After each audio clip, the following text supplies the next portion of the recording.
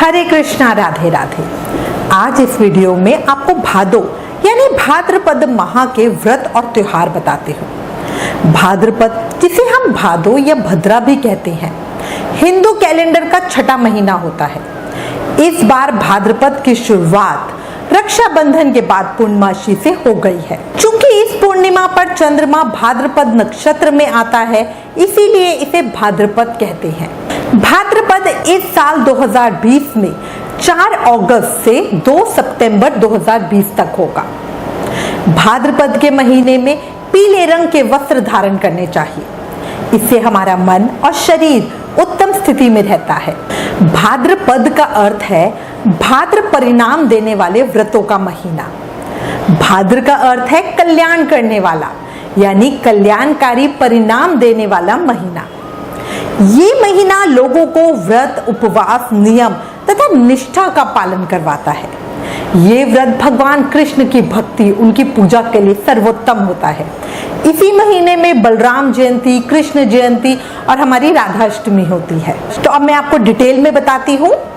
देखिए, 4 अगस्त मंगलवार से चातुर्य मास का दूसरा महीना शुरू हो जाएगा। साथ ही दही ना खाने का नियम पालन करेंगे।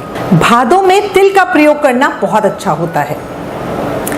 6 अगस्त गुरुवार को कजरी तीज या बूढ़ी तीज है। भाद्रपद महीने के कृष्ण पक्ष की तृतीया को कजरी तीज मनाई जाती है। कजरी तीज, जिसे बड़ी तीज भी कहते हैं, ये सुहागनों का उत्सव होता है। इस दिन स्त्रियां अपने पति की लंबी आयु के लिए भगवान शिव और माता पार्वती की पूजा करती हैं। इसके अलावा कुंवारी कन्याएं मनचाहा वर पाने की इच्छा से भी इस दिन व्रत और पूजन करती हैं। इस त्योहार को विशेष रूप से राजस्थान में बहुत धूमधाम से मनाया जाता है। ऐसी मान्यता है कि इस पर्व की शुरुआत महाराणा राज सिंह ने अपनी पत्नी को खुश करने के लिए की थी। इसके बाद 7 अगस्त शुक्रवार को संकष्टी चतुर्थी या बहुला चौथ या गणेश चतुर्थी है। भाद्रपद मास के कृष्ण पक्ष की चतुर्थी को बहुला चौथ मनाई जाएगी। यह गौ माता की पूजा का त्योहार है। इस व्रत में पुत्रवती महिलाएं संतान की रक्षा के लिए व्रत रखती हैं। इसके बाद 9 अगस्त रविवार को हल षष्ठी या बलराम जयंती मनाई जाएगी। इस दिन संतान प्राप्ति और संतान संबंधी सभी परेशानियों के लिए व्रत रखा जाता है। भगवान श्री कृष्ण और बलराम की पूजा की जाती है। इसके बाद आएगा 11 अगस्त मंगलवार को कृष्ण जन्माष्टमी समर्थ संप्रदाय की, और 12 अगस्त बुधवार को वैष्णव कृष्ण जन्माष्टमी उत्सव मनाया जाएगा। भाद्रपद माह के कृष्ण पक्ष की अष्टमी तिथि को भगवान श्री कृष्ण का जन्मोत्सव मनाया जाता है। जन्माष्टमी को गोकुलाष्टमी, कृष्ण जयंती, कृष्ण अष्टमी, रोहिणी अष्टमी या जयंती आदि भी कहते हैं। इस दिन भक्त श्री कृष्ण का आशीर्वाद पाने के लिए बहुत धूमधाम के साथ उनका जन्मोत्सव मनाते हैं, बढ़िया उनकी पूजा करते हैं, व्रत रखते हैं। इस बार 11 और 12 दोनों तारीख को कृष्ण जन्मोत्सव मनाया जाएगा, अलग अलग संप्रदाय में अलग अलग मत के हिसाब से। अपनी अगली वीडियो में बताऊंगी कि किस दिन व्रत उत्सव करना ज्यादा उत्तम है और व्रत का पारण समय क्या होगा।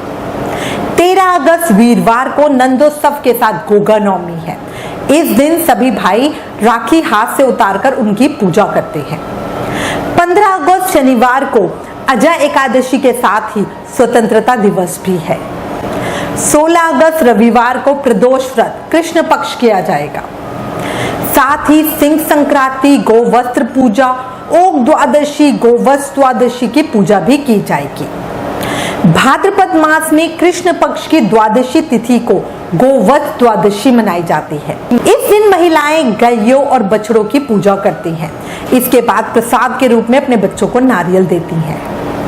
17 अगस्त सोमवार को मासिक शिवरात्रि व्रत किया जाएगा। साथ ही भगवान श्री कृष्ण का छठी उत्सव में मनाया जाएगा। 18 अगस्त मंगलवार को भाद्रपद अमावस्या मनाई जाएगी। सभी तरह के पितृ कार्य, श्राद्ध, तर्पण, दान आदि भी इसी दिन किया जाएगा।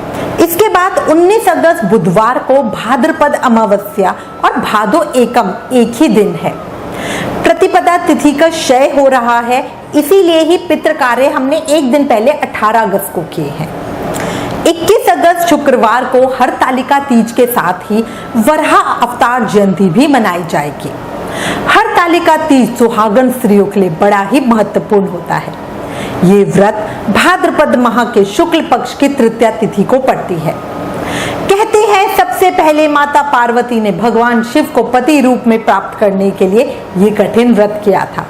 इस दिन माता पार्वती और भोलेनाथ की पूजा की जाती है। स्त्रियां निर्जल व्रत रखती हैं। इसके बाद 22 अगस्त शनिवार को गणेश चतुर्थी, गणेश जयंती, कलंक चौथ, विनायक चतुर्थी या पत्थर चौथ है। भाद्रपद महीने की चौथी तिथि को गणेश चतुर्थी का त्योहार मनाया जाता है। इस दिन लोग गणेश जी की पूजा करते हैं और उनका आशीर्वाद प्राप्त करने के लिए व्रत भी रखते हैं।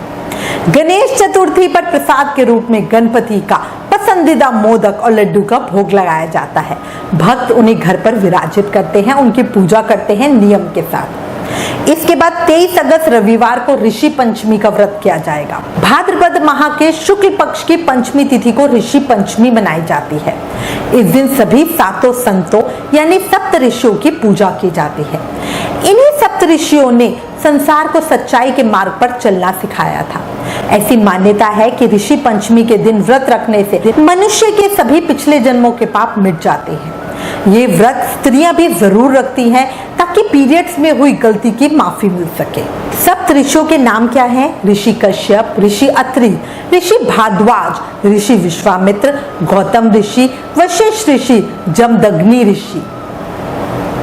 इसके बाद 25 अगस्त मंगलवार को दुबड़ी साते, दुबड़ी सप्तमी या संतान सप्तमी है। इस दिन स्त्रियां पूजा करके अपने बच्चों के कल्याण की कामना करती हैं, कहानी कहती हैं और बायना निकालती हैं। इसके बाद 26 अगस्त बुधवार को राधा अष्टमी के साथ ही मासिक दुर्गा अष्टमी व्रत है। साथ ही शिव महालक्ष्मी व्रत जो 16 दिन के होते हैं आरंभ हो जाएंगे। इसके बाद 29 अगस्त शनिवार को परिवर्तनी एकादशी के साथ ही शिव वामन जयंती है। भाद्रपद मास में आने वाली शुक्ल 11 को जल झूलनी या देव झूलनी 11 कहते हैं। इसे पदा या परिवर्तनी एकादशी भी कहते हैं, जो उत्तराक्षण नक्षत्र में पड़ती है। इस दिन जुलूस निकाला जाता है जिसमें श्री कृष्ण पालने पर सवार रहते हैं और उन्हें पास की नदी में स्नान कराया जाता है। इस दिन सभी व्रत हर्षोल्लास के साथ व्रत भी रखते हैं। 30 अगस्त रविवार को प्रदोष व्रत रखा जाएगा। 31 अगस्त सोमवार को ओणम या थिरुवोणम है। 1 अगस्त मंगलवार को अनंत चतुर्दशी है। भाद्रपद मास के शुक्ल पक्ष की चतुर्दशी को अनंत चतुर्दशी कहा जाता है। इस दिन भगवान विष्णु के अनंत अवतार की पूजा की जाती है। इस दिन ओम अनंताय नमः इस मंत्र का जाप करना बहुत ही शुभ माना जाता है। इसी के साथ गणेश विसर्जन भी किया जाएगा। इसी दिन भाद्रपद पूर्णिमा व्रत भी रखा जाएगा। याद रखें, जो पूर्णिमा व्रत में चांद को अर्घ देते हैं वो 1 सितंबर को व्रत रखेंगे, क्योंकि भाद्रपद शुक्ल पूर्णिमा प्रारंभ हो रही है 1 सितंबर को सुबह 9:38 AM पर और समाप्त हो रही है 2 सितंबर को सुबह 10:51 AM पर। तो वैसे हमारी पूर्णिमा 2 सितंबर की है, पर व्रत हम 1 सितंबर को रखेंगे, वरना हमें 2 सितंबर में चांद को अर्घ देने को नहीं मिलेगा। श्री सत्यनारायण व्रत भी 1 सितंबर को ही रखा जाएगा। इसके बाद 2 सितंबर बुधवार को भाद्रपद पूर्णिमा के साथ ही पितृपक्ष के श्राद्ध प्रारंभ हो जाएंगे। इस दिन हम पूर्णिमा श्राद्ध इस दिन करेंगे। अब आपको कुछ भाद्रपद मास के नियम और सावधानियां बताती हूँ। इस महीने में कच्ची चीजें खाने से हमें परहेज करना चाहिए, दही नहीं खाना चाहिए। इस महीने में बीपी बढ़ने की संभावना बहुत रहती है, इसलिए सेहत का ध्यान रखना चाहिए। ठंडे पानी से दोनों समय स्नान करना चाहिए ताकि हमारा आलस्य दूर हो सके। साफ सफाई का विशेष ध्यान रखना चाहिए। भगवान कृष्ण को तुलसी दल जरूर अर्पित करें और तुलसी दल को चाय या दूध में उबाल कर पीना भी बहुत अच्छा होता है सेहत के लिए। मैं उम्मीद करती हूँ इस वीडियो में दी गई जानकारी आपके लिए उपयोगी होगी। इससे रिलेटेड अगर आपके पास कोई भी कमेंट्स या सजेशन है तो प्लीज हमें लिखें। ज्ञान बांटने से बढ़ता है, इसलिए इस वीडियो को ज्यादा से ज्यादा शेयर करें। Please like, share and subscribe. Thank you. Hare Krishna.